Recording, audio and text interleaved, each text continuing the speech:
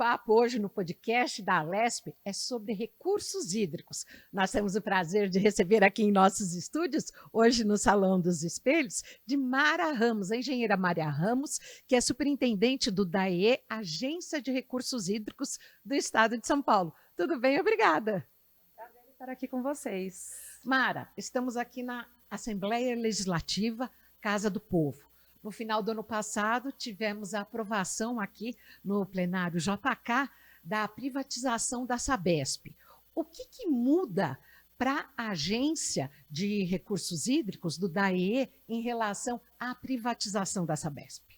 Bom, o DAE, enquanto agência reguladora de recursos hídricos, tem um papel de desenvolver o Estado de maneira igualitária. Então, para nós, a empresa ser privada ou pública, não há diferença na concessão, por exemplo, das outorgas, que são as licenças de uso dos recursos hídricos. Então, a privatização da Sabesp em si não nos traz nenhuma mudança nos nossos procedimentos. Porém, é importante que a gente tenha uma visão mais ampla a esse respeito. O setor de saneamento está mudando. A gente tem vários atores novos entrando no setor de recursos hídricos, de saneamento, com as privatizações em todo o Estado. Então, o que é importante dizer é que a gente precisa ter uma agência reguladora forte, né? Então, a gente precisa cada vez mais estar estruturado para poder fazer frente ao nosso papel e, na verdade, enquanto agência forte e bem preparada, a gente vai conseguir atuar de maneira igualitária, transparente, com todos os atores envolvidos, com todos os usuários, inclusive as empresas de saneamento, públicas ou privadas. É o DAE que vai estipular regras para essa privatização de quem vai assumir a empresa? Não cabe ao DAE, enquanto agência de recursos hídricos, trabalhar nas questões de modelo de negócio para o saneamento. Isso cabe à nossa Secretaria Estadual de Meio Ambiente, Infraestrutura e Logística e ao governo do Estado. E cabe também a outra agência reguladora, que é a Arcesp, a regulação da prestação dos serviços de saneamento. Então, a gente trabalha muito em conjunto com as demais agências, mas o nosso papel é voltado aos recursos hídricos, a como a gente fazer o melhor uso dos recursos que a gente tem no Estado. Você que está há 30 anos nesse ramo, uma verdadeira doutora no assunto de recursos hídricos, como é que você vê o setor quando você entrou e hoje? Quando você tem, então, a satisfação de estar como superintendente do DAE? Eu vejo muitas mudanças e muita evolução no setor. Hoje a gente está buscando um modelo novo de negócio para o setor de recursos hídricos, de saneamento. Nós tivemos grandes e importantes marcos nos últimos tempos. Com a publicação do novo marco do saneamento, todo o nosso setor mudou. Então, eu posso dizer que desde quando eu atuo neste setor, agora nós temos uma excelente oportunidade de avançar. Nós temos um novo marco nacional para o saneamento que define regras e metas claras. Então, nós temos como meta até 2033, em todo o Brasil, inclusive no nosso estado, atender todas as cidades com 100% de abastecimento de água e 90% de coleta de esgoto. Então, veja só, é um momento muito importante de desenvolvimento, uma chance de desenvolvimento que nós temos para a gente avançar. Infelizmente, nós temos ainda várias cidades que não estão com esses índices, nem de água e nem de esgotamento. Então, é uma oportunidade que nós temos hoje no nosso setor de alavancar esse nosso setor. E nós, enquanto agência de recursos hídricos, temos que suportar esse processo de mudança, porque na medida em que os municípios precisam de mais água e, lógico, vão fazer o tratamento dos seus esgotos e lançar isso nos nossos rios, a nossa agência de recursos hídricos precisa estar bem forte, bem preparada para regular, tanto em quantidades que podem ser seguras de se captar nos nossos rios, mananciais, quanto na forma de lançamento dos esgotos tratados depois nos nossos rios. Porque você sabe, né, o ciclo da água ela é uma sequência. Nós não podemos enxergar uma utilização de água de forma isolada, porque um município capta e depois de tratados os seus efluentes, vai lançar em um rio que eventualmente o próximo município vai captar para abastecimento. Então, o ciclo da água ele tem que estar bem controlado para que a gente possa, de fato, garantir água em boa quantidade, boa qualidade para as atuais e para as futuras gerações também, né? No estado de São Paulo, nós podemos dizer aí que 100% dos municípios têm água potável? Hoje nós temos quase a 100%, né? Então a gente tem indicadores que mostram que, principalmente nas regiões urbanas, nós atingimos a meta de água segura. O nosso grande desafio está na coleta e no tratamento dos esgotos ainda, de maneira geral, né? Então, o nosso DAE, né, a nossa Agência de Recursos Hídricos, tem monitorado e tem acompanhado todas as necessidades de água que nossos municípios têm. E, claro, uma informação importante, existem municípios que se abastecem de mananciais superficiais e mananciais subterrâneos, então o DAE também regula tanto a água dos rios, das represas, quanto a água que a gente tem nos nossos aquíferos, que são as nossas reservas. Né? Pensando numa região como São Paulo, e a gente sabe que o que acontece aqui também acontece em outras grandes regiões do estado e do país. Nós estamos tendo um adensamento urbano em vários bairros, várias regiões, seja a Zona Norte, Zona Sul, Zona Leste e Zona Oeste. Pensando aqui perto do Ibirapuera, da Assembleia Legislativa, quando numa área que era até 70% uma área vertical, desculpa, uma área horizontal, que moravam poucas pessoas, e agora ela está virando um paliteiro, está se verticalizando. Como é que isso se trabalha com o DAE? De que forma isso é importante para que chegue a água, para que tenha o esgoto tratado? Como é que mudanças desse tipo impactam na cidade e que tenha o gerenciamento de vocês? Bastante relevante esse seu ponto, porque quando a gente olha uma cidade, a gente tem que olhar para a cidade enquanto... Porque isso sem falar da impermeabilização, né? Com certeza. Nós moramos onde? Nós moramos nas cidades. As cidades, elas precisam estar preparadas para prestar um bom serviço para a população que ali vive. E quando a gente fala da cidade prestar um serviço, a gente está falando de mobilidade, de saneamento, a gente está falando de todas essas questões que não podem ser tratadas de forma isolada. Então, quando a gente fala de uma política de recursos hídricos, uma política de saneamento, a gente tem que entender a ocupação e o uso do solo. A gente tem que entender a política de ocupação do solo, de verticalização de um determinado bairro, e toda a infraestrutura que é necessária para que as pessoas convivam bem naquele espaço que é coletivo, né? Então, as políticas públicas, elas têm que estar casadas.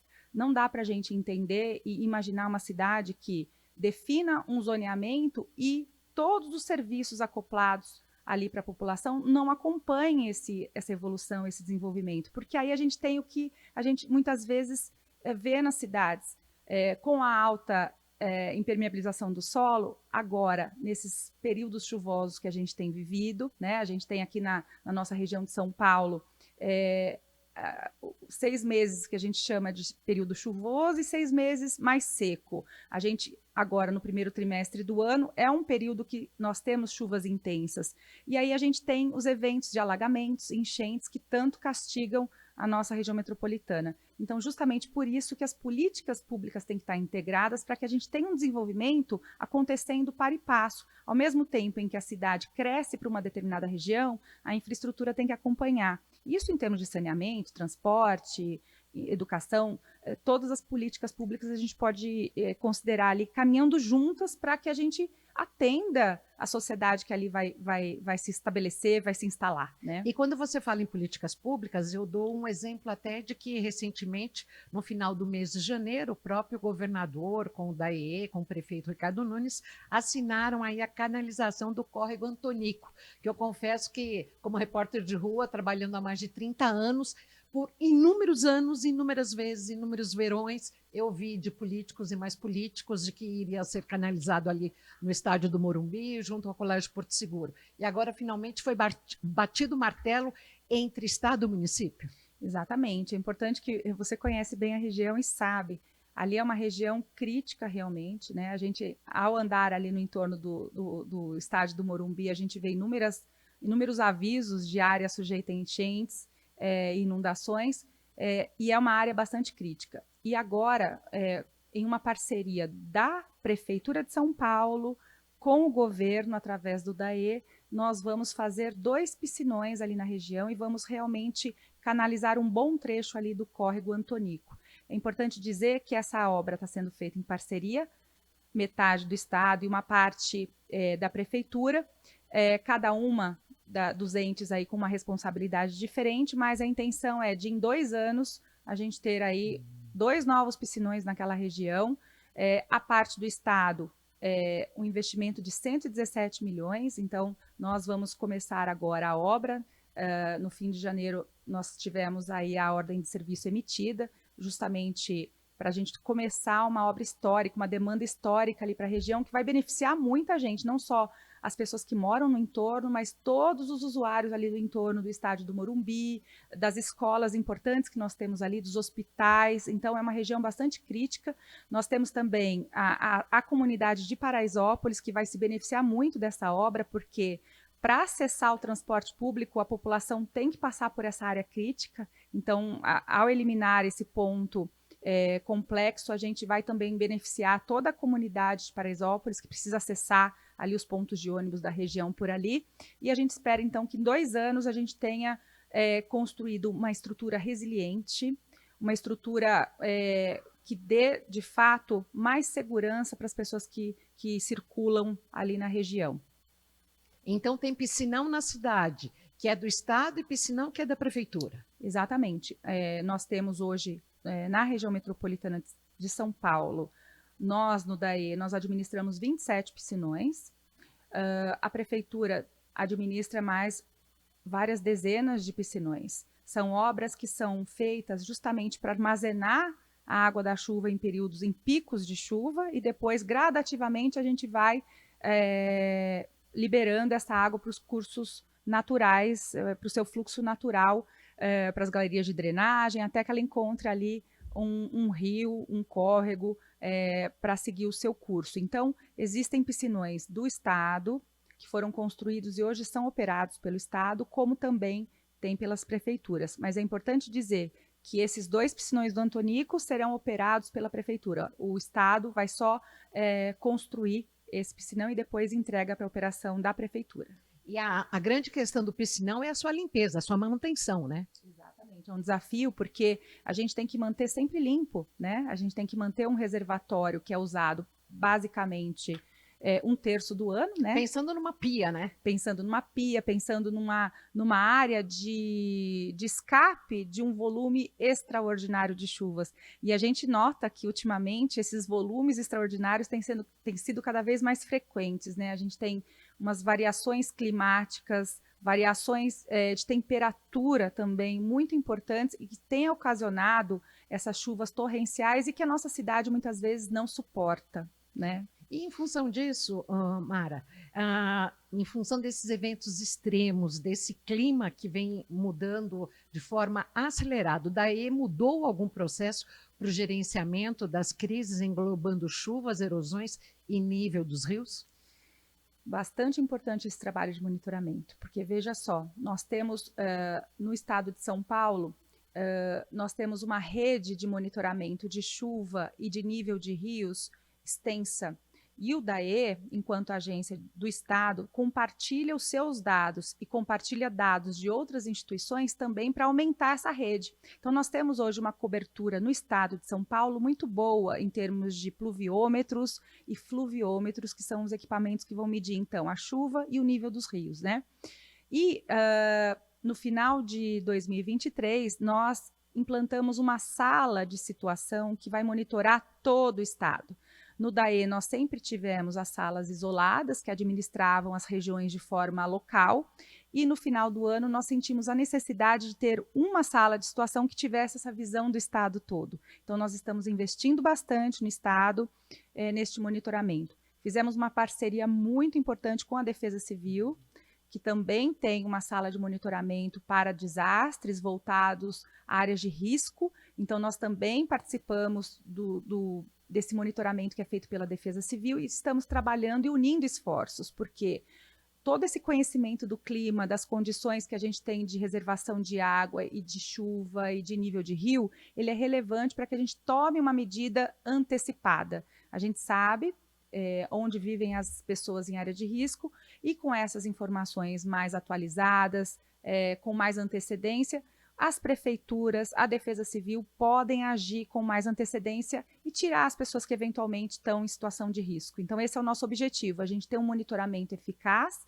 que nos dê uma segurança, tanto para melhorar a segurança das pessoas, quanto também a gente entender como o clima está funcionando e como os nossos reservatórios de água funcionam, porque a gente fala muito de cheia, mas esse monitoramento também serve para situações de seca, como nós também já tivemos recentemente aqui na região metropolitana. Então, o nosso centro, a nossa sala de situação, o nosso centro de monitoramento, ele serve tanto para situações de cheia quanto de seca. Você saberia de bate-pronto dizer quanto está sendo investido nessa força-tarefa, nessa sala de situação global e que tipos de equipamentos de último tipo que estão sendo instalados? Se vocês contam com o auxílio também da USP e do IPT? Sim, nós contamos com o auxílio da USP, é a nossa parceira. Da Poli? Na verdade, é uma fundação ligada à Poli, que se chama FCTH, Fundação Centro de Tecnologia Hidráulica, da Poli, da USP, e nós temos um contrato para o Estado, só para o DAE, nós temos um investimento de 60 milhões para 4 anos, e nós vamos investir na telemetria, na automação dessas nossas redes que nós temos instaladas nos diversos rios, e locais para medição de chuva e nível. Então, basicamente, nós vamos atualizar e modernizar a nossa rede que nós temos hoje, e nós vamos também ter um sistema de monitoramento que pode ser acessado via celular, porque hoje a gente sabe que não basta a gente ter a sala de situação, a gente quer ter informação aonde a gente estiver. Então, a tecnologia tem que acompanhar o nosso maior instrumento, que é o celular. A né? população vai ter acesso a isso? Como acontece na mensagem que a gente recebe da Defesa Civil? Exatamente. A Defesa Civil também tem investido em tecnologia mais moderna e mais acessível para a população em geral. O monitoramento que o DAE faz, a intenção justamente é essa, a gente deixar num celular disponível e transparente para toda a sociedade as informações que hoje nós temos no nosso site. Então, hoje já é possível consultar essas informações no nosso site, mas a gente quer trazer para o celular, que é onde as pessoas vão precisar ali estar com informações mais para tomada de decisão mais rápida. A gente tem que contar com o celular hoje para nos auxiliar, né, nessa informação para toda a sociedade. E você acha que num momento até como tivemos aí as crises hídricas aqui na Grande São Paulo, na região metropolitana, que o celular também ajudaria? Muito, muito. Tanto que a gente sempre diz, né, que a gente tem que aprender com as crises. E um aprendizado da crise hídrica de 2014 e 2015 foi justamente a transparência das informações. Então, hoje a sociedade tem mais informação, a sociedade discute mais questões relacionadas à escassez hídrica pós-crise. Todo mundo sabe de onde vem a água, já sabe que a água vem daquela represa, eu tomo água do Cantareiro ou do Guarapiranga. Então, a população da região metropolitana que sofreu com a última crise 2014-2015, se conscientizou mais a respeito da questão hídrica, eu poderia dizer assim. A população colaborou quando foi chamada a reduzir o consumo naquela ocasião, e essa redução se reflete até hoje, então é importante dizer isso. A gente tem uma sustentabilidade maior dos nossos recursos se a população também usar com mais parcimônia, né? Hoje a gente tem metade da água que é consumida no estado de São Paulo para abastecimento público, a outra metade se divide entre irrigação e as indústrias. Então, se metade da água é consumida por nós temos um papel importante na redução do consumo também, né? Então, é o papel da sociedade aliado ao poder público para que a gente tenha mais sustentabilidade, mais segurança hídrica, né? Passada quase que uma década da grande crise que nós tivemos, que você falou em 2013, 2014, eu não me recordava da época ao certo. Houve uma queda no consumo, essa queda se manteve? Se manteve, olha que impressionante. Se a gente olhar os planos... De quanto foi a queda? Pós-crise chegou a quase 20%, mas, lógico, o padrão vai mudando ao longo do tempo. Em linhas gerais... Até porque também a gente relaxa, A gente relaxa. Tudo bem que a nova geração aprende na escola que não pode gastar, não pode deixar a luz acesa, porque são bens finitos, tudo, mas A gente Passada a relaxa um crise, pouquinho, a gente né? relaxa. É verdade, a gente relaxa, mas essa redução se manteve.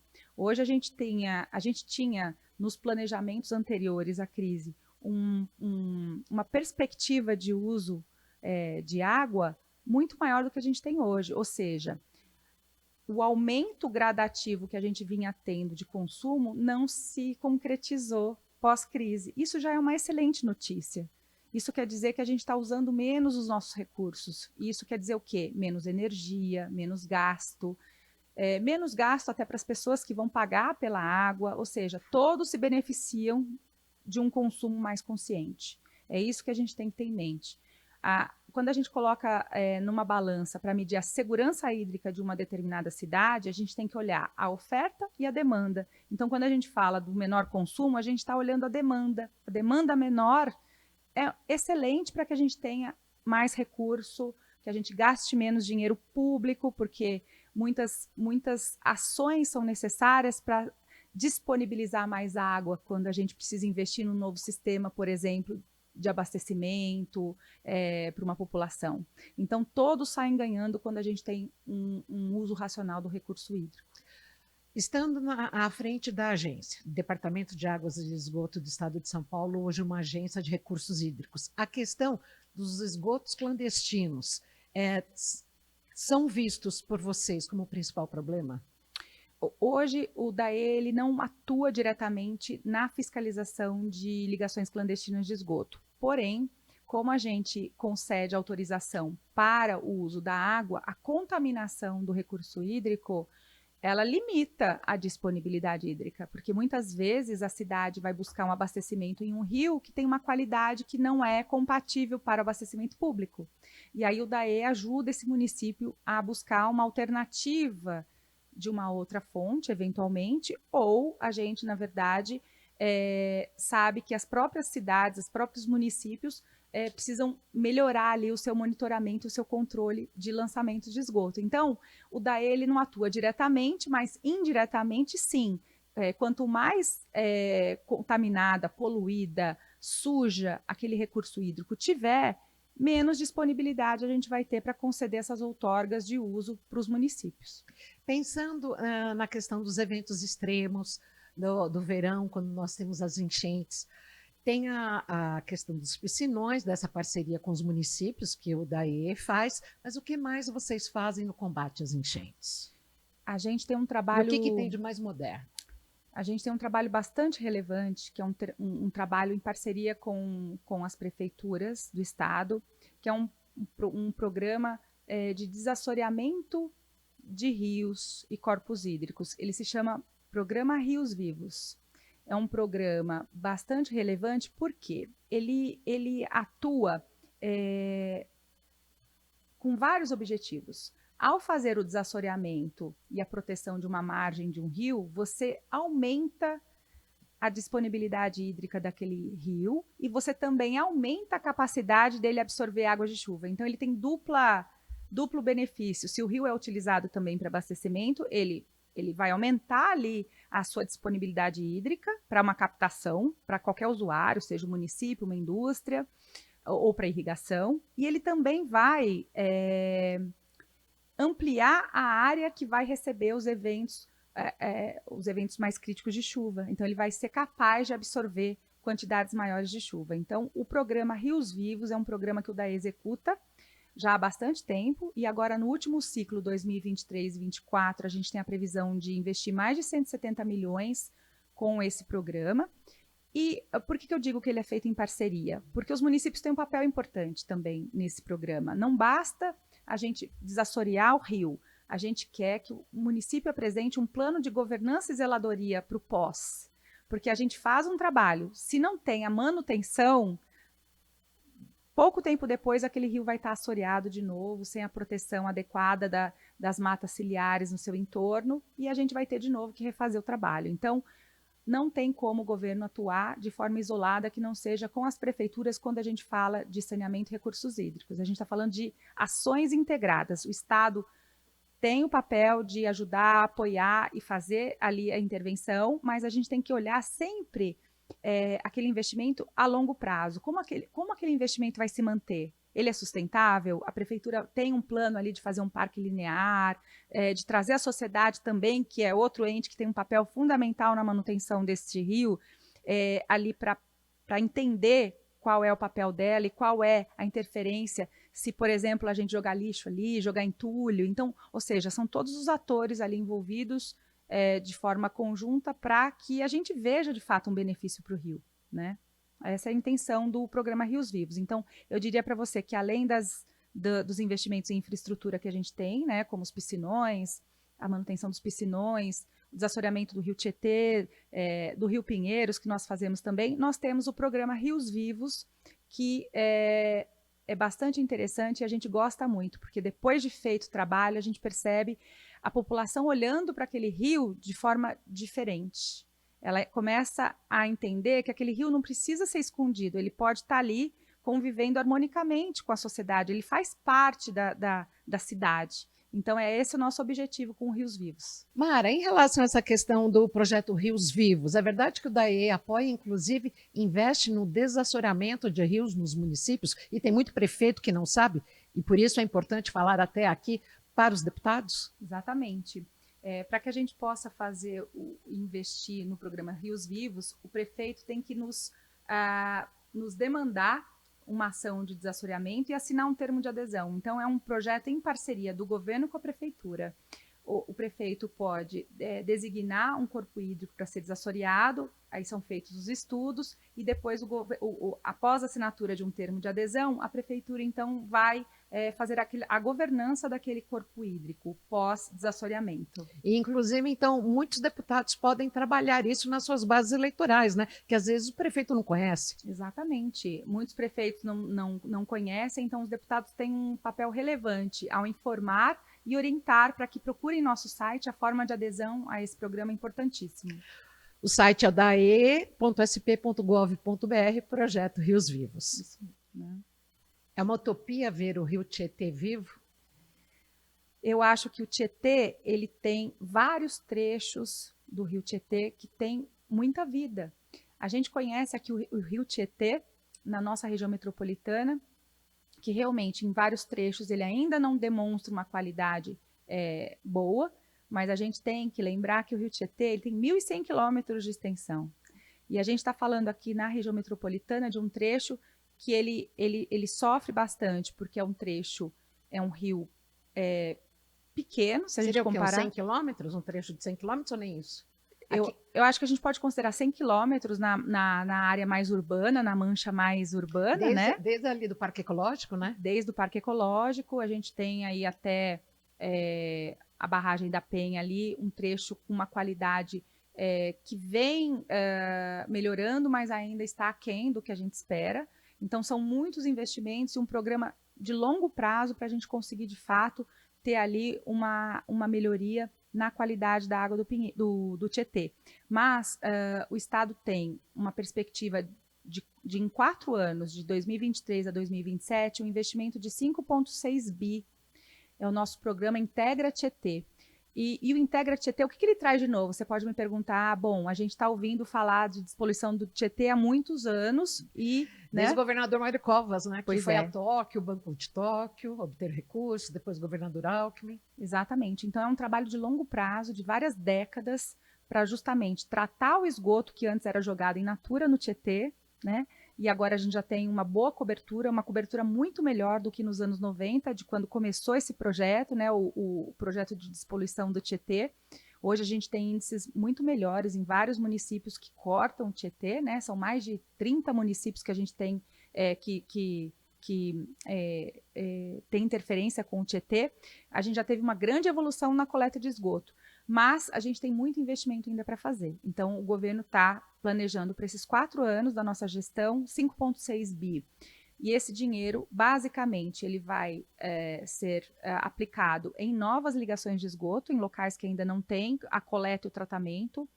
Nós vamos, no DAE, investir em desassoreamento do Tietê.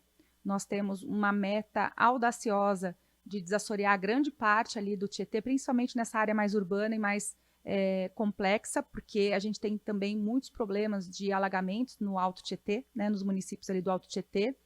E todo esse investimento está sendo controlado e gerenciado num comitê também participativo. Por isso que o nome do programa é Integra Tietê. Ele trouxe todos os atores envolvidos ali para discutir as soluções. Então, nós temos o DAE fazendo o desassoreamento, as empresas de saneamento, operadoras de saneamento, como a Sabesp, para fazer a coleta e o tratamento de esgoto. Nós temos a nossa secretaria, a CEMIL, que é a coordenadora do projeto Integra Tietê, que junto com todos esses atores está monitorando os índices de qualidade da água para ver se de fato a gente está tendo resultado. Então a CETESB participa deste comitê e deste projeto também, justamente para monitorar a qualidade e saber, olha, melhorou ou não, tem pontos melhores ou não. Então a gente tem que ir monitorando todas as ações que a gente faz com os resultados e as metas que a gente tem no nosso site. Então, convido também a todos a conferirem as metas do programa Integra Tietê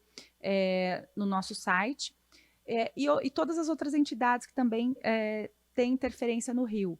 Os comitês de bacia hidrográfica também são chamados a esse comitê para priorizar as ações que a gente precisa fazer naquela região. Ou seja, a gente sabe que o Tietê é um desafio ainda, mas é um desafio que está bem endereçado e que, se bem administrado, a gente vai ver, sim, uma grande melhora no nosso rio, que é o rio principal do nosso estado, né? O Tietê é o principal rio em extensão e importância, porque ele tem uma abrangência incrível. E a gente vê o Tietê aqui na região metropolitana e vê em outros lugares, a gente vê que ele é um rio multifacetado, né? Ele tem áreas e regiões que ele é lindíssimo, ele é, na verdade, a fonte de renda para muita gente que usa para pesca, para lazer. Ele é um rio navegável em grande parte da sua extensão, ou seja, o Tietê, ele é o exemplo do que é São Paulo para a gente, porque ele tem várias finalidades, vários usos, e a gente quer sim ver um rio bonito, limpo, e um rio de que a gente possa se orgulhar, né? Enquanto paulistano, enquanto paulista, enquanto brasileiro, a gente quer ter um rio Tietê limpo, e é para isso que a gente trabalha incessantemente, trazendo tudo que tem de tecnologia nova, de formas eficazes de se fazer a gestão de um rio urbano, como é o Tietê, aqui na nossa área urbana, complicado. Então, nós temos, o Estado tem investido bastante em contratações por performance, para que a gente tenha mais efetividade nos contratos, ou seja, a gente está trazendo todo o nosso know-how, toda a nossa experiência e toda a experiência do próprio projeto Tietê, que ao longo dos anos foi desenvolvido, para que as próximas ações sejam, de fato, bem efetivas. Porque aos olhos do leigo, Mara, você, por favor, me desminta se eu tiver com uma visão errada, aos olhos do leigo que mora aqui na capital, a gente fala, não mudou nada.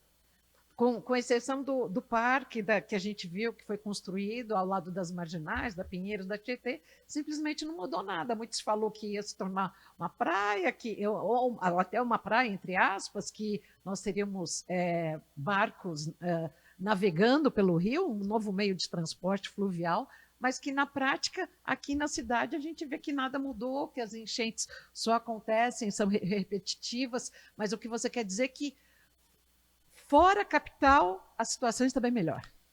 Aqui na nossa área urbana, a situação é mais complexa, mas veja só, a gente está agora, passou por o último trimestre de chuvas intensas e nós não tivemos extravasamento do rio Tietê. Então, aos olhos da população, muitas vezes é imperceptível essa melhora ou esse trabalho incansável, por exemplo, de desassoreamento.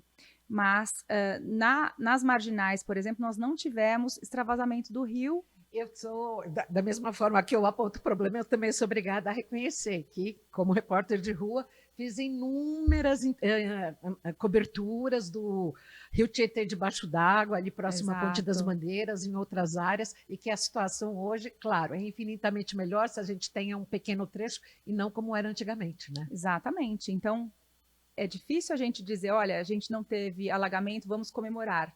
Não é isso, mas a gente não parar, por exemplo, uma via como as marginais por conta de alagamento já é um sucesso, né? O rio já cumpriu ali a sua função naquele trecho.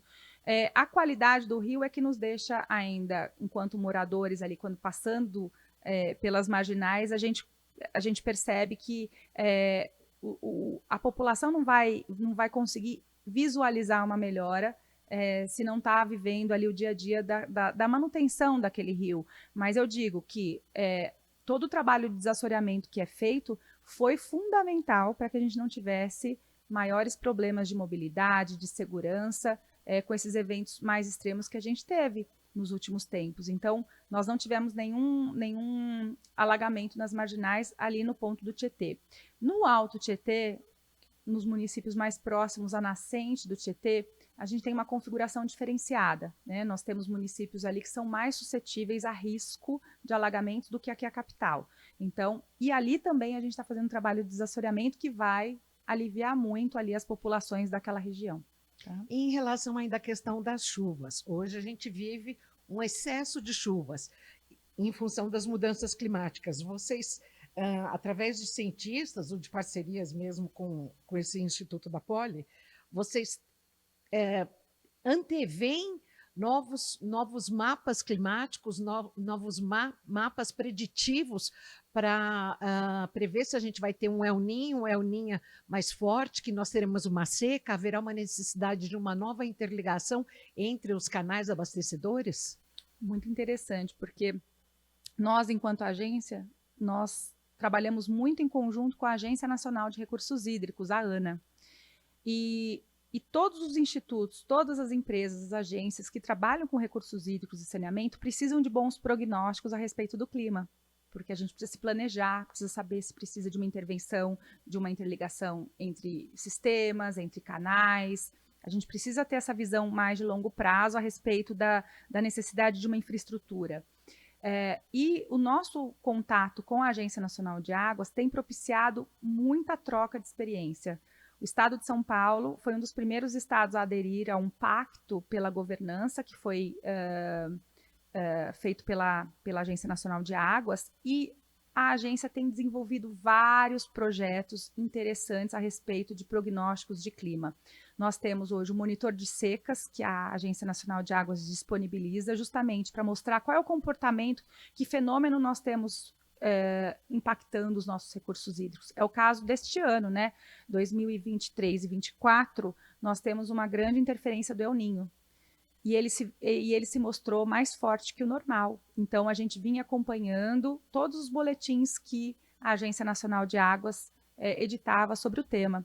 Aqui na nossa região sudeste, a gente tem uma interferência menor do El Niño do que na região norte e sul do Brasil. Mas, ainda assim, por conta das altas temperaturas que a gente teve em 2023, a gente sofreu com impactos mais severos e chuvas mais torrenciais, e secas e temperaturas mais elevadas. E um dado importante, a gente nunca conta essa informação como demanda de água, mas a evaporação das águas dos reservatórios também é uma demanda que nunca entra na equação, mas que deve ser levada em conta.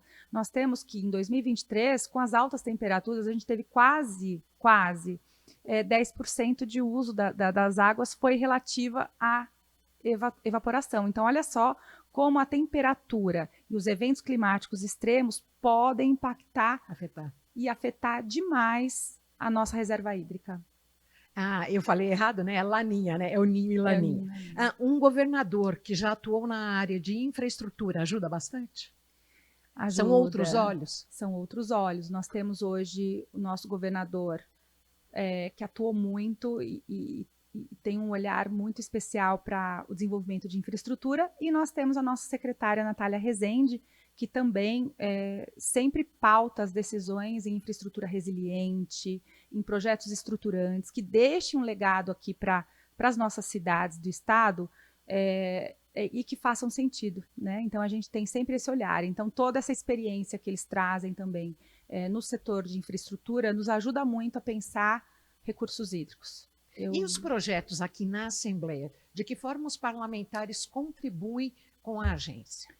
Bom, a gente conta muito com os nossos parlamentares, porque como o DAE atua muito junto com as prefeituras municipais, a gente acaba tendo muito contato com os prefeitos e também com os nossos deputados que trazem pautas para a gente. Então, os deputados têm um papel importantíssimo em fazer o elo, muitas vezes, dos órgãos públicos com os prefeitos que estão ali gerenciando as cidades. Então, os deputados sempre podem nos auxiliar, trazendo as pautas mais relevantes, priorizando na Assembleia toda essa agenda ambiental, essa agenda de recursos hídricos, essa pauta importantíssima para o desenvolvimento, para a população. A gente, inclusive, agora, não sei se já foram dadas inícios às obras de uma nova represa que está sendo feita aqui na região ali de Indaiatuba para abastecer a população de Itu, Indaiatuba até Jundiaí, né? Isso. A represa da região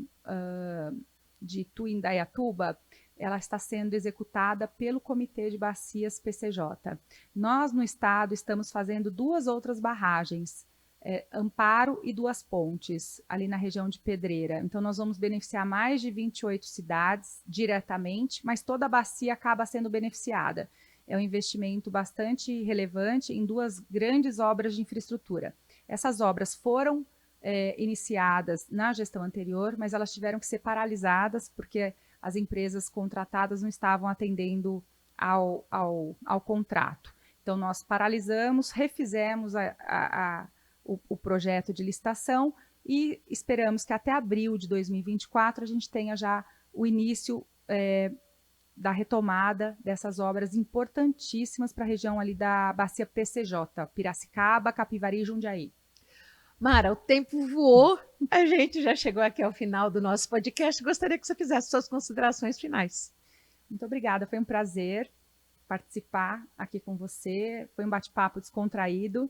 A gente, falando de todos os projetos, a gente começa a se dar conta da importância que é todo esse trabalho integrado na gestão dos recursos hídricos e quanto a água influencia o desenvolvimento de uma cidade, de uma região. Então, foi um prazer estar aqui, divulgando o nosso trabalho, participando, prestando informações importantes para a sociedade, para os nossos deputados e de forma transparente, trazendo aqui todos os resultados que a gente teve até agora e contando com a contribuição de vocês para que a gente entenda de fato e resolva, na medida do possível, todas as demandas aí que a gente possa atuar com relação à água. Você falou muito da questão do site. Vocês têm um braço educativo também? A agência tem esse foco? A agência tem um foco educativo. A gente participa de muitos eventos, palestras ligados ao setor, mas a gente tem um projeto de ampliar o que a gente chama de Escola das Águas. E aí, quando a gente tiver para lançar esse nosso portfólio de capacitação, eu venho aqui de novo para a gente conversar. A nossa convidada.